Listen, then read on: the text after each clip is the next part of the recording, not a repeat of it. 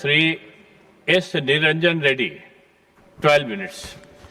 Thank you, Deputy Chairman, sir. So while this is a recurring feature on in relation to the supplementary demands for grants, so there are two issues that keep coming every year. I wanted to focus on these two issues, which is food and fertilizer. So the third issue I wanted to speak about today, sir, would be on transfers to states. Sir, on the first issue of food, so the Ministry of Consumer Affairs, Food and Public Distribution seeks an additional 23,641.28 crores under the Pradhan Mantri Garib Kalyan Anna Yojana. Sir, this is important. This needs to be sanctioned. Sir, but I have a few concerns. It is not just about this supplementary demand in relation to this amount for this year. Sir, as of January 2026, as we speak, the food grain stocks in India, sir, are 59.45 million tons.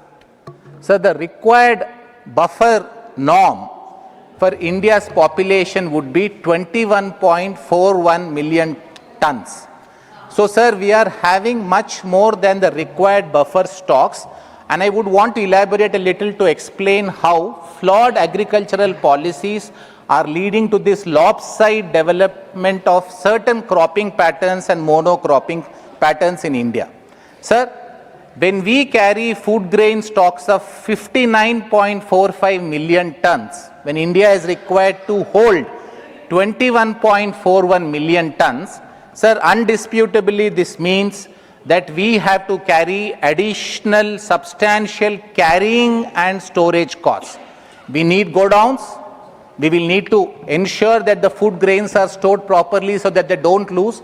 So this additional carrying and storage cost, sir, is all money that is going waste.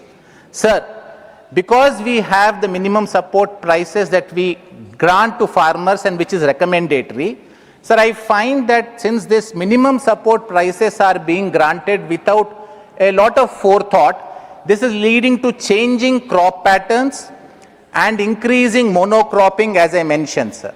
So this is resulting in India producing more wheat and more rice, including in states that traditionally have not been rice growing states. This is resulting, sir, in India stocking up these buffers while India has been slowly reducing, sir, the growth of pulses, edible oils and other things. So there is an increasing import bill. On one hand, we have an increasing cost in relation to procuring food grains that we don't need.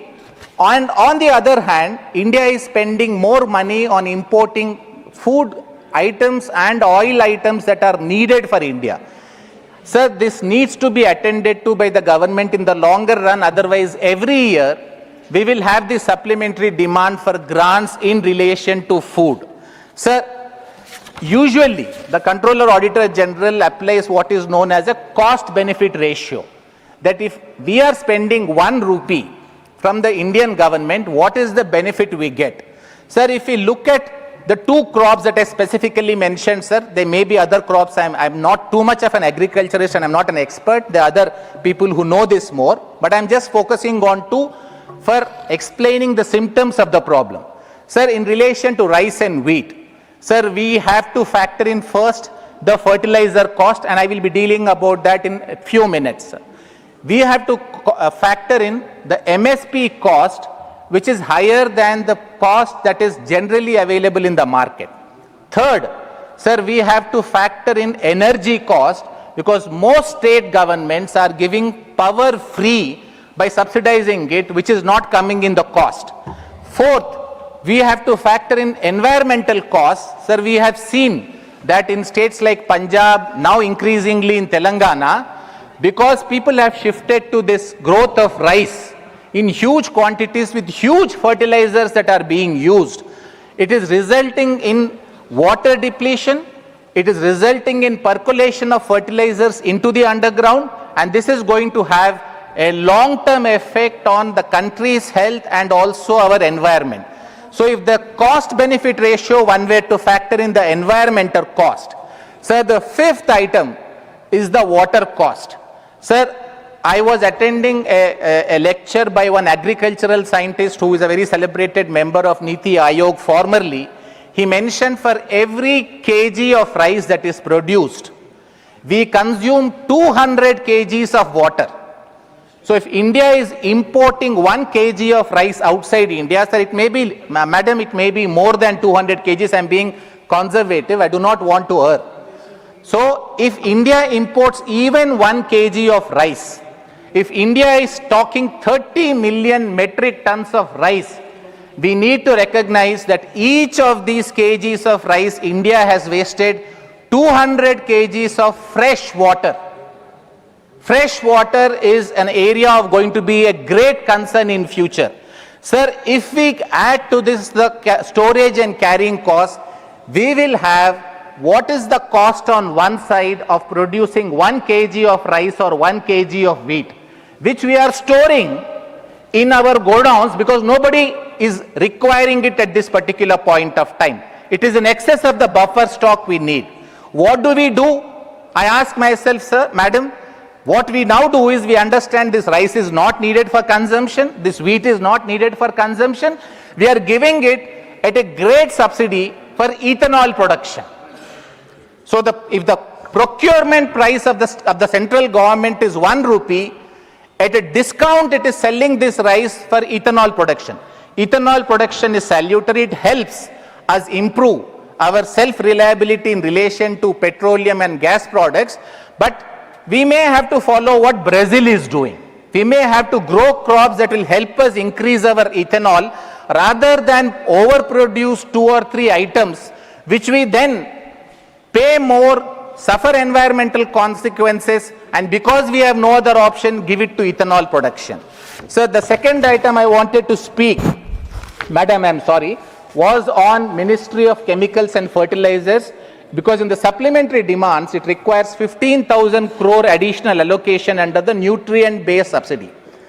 Madam, you will be surprised that while India is highly dependent, and this is a known fact, importing 100% of potash requirements and 90% of phosphatic raw materials, the recommended nitrogen, phosphorus, potassium ratio for Indian soils is approximately 4:2:1.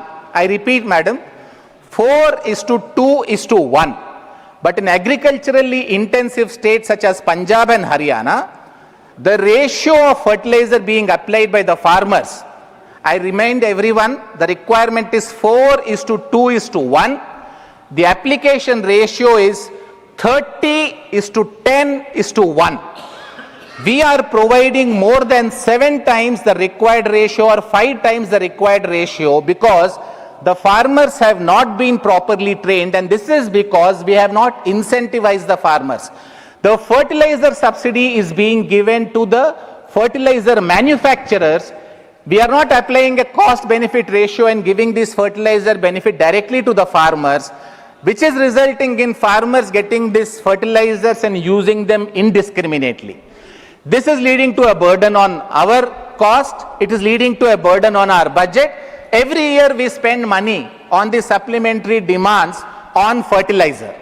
If we are able to have a 5-year or 10-year plan where over a period of time we reduce these costs on food, we reduce these costs on fertilizer, at this point it makes good politics because nobody wants to say anything against farmers' interests. I am not speaking against farmers' interests. I am saying please protect the farmers.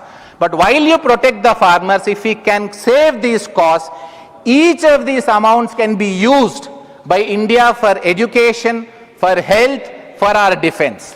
Madam, the third issue on which I wanted to speak is transfers to states. Madam, in this supplementary budget, demand for grants, I noticed that certain amount that is sought is for transfers to states in relation to rural local bodies and urban local bodies. I recognize, madam, that I am speaking in the Council of States.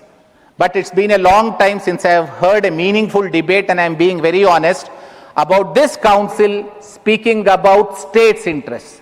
Everybody is parroting the party lines.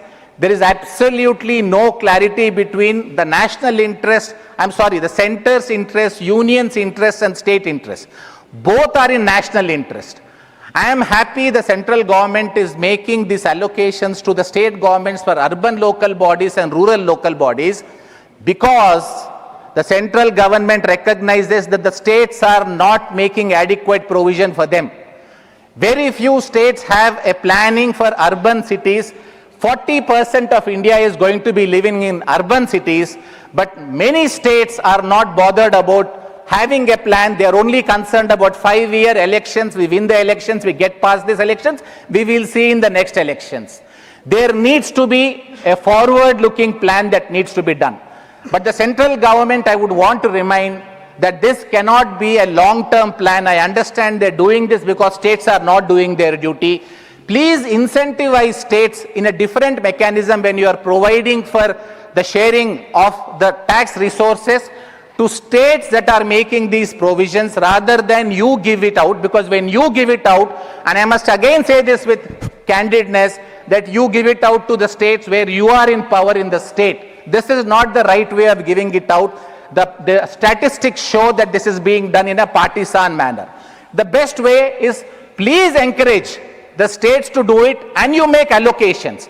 Madam, I recognize that maybe the BJP ruled states are fiscally the best and most responsible states. I am not from that party, but while I say that, I am saying please incentivize every party to have a fiscal responsibility by giving more, rather than looking at electoral benefits and trying to allocate resources. Madam, I have 1-2 other points to say, but I want to be mindful and stay within my time. I am thankful for the opportunity granted to me.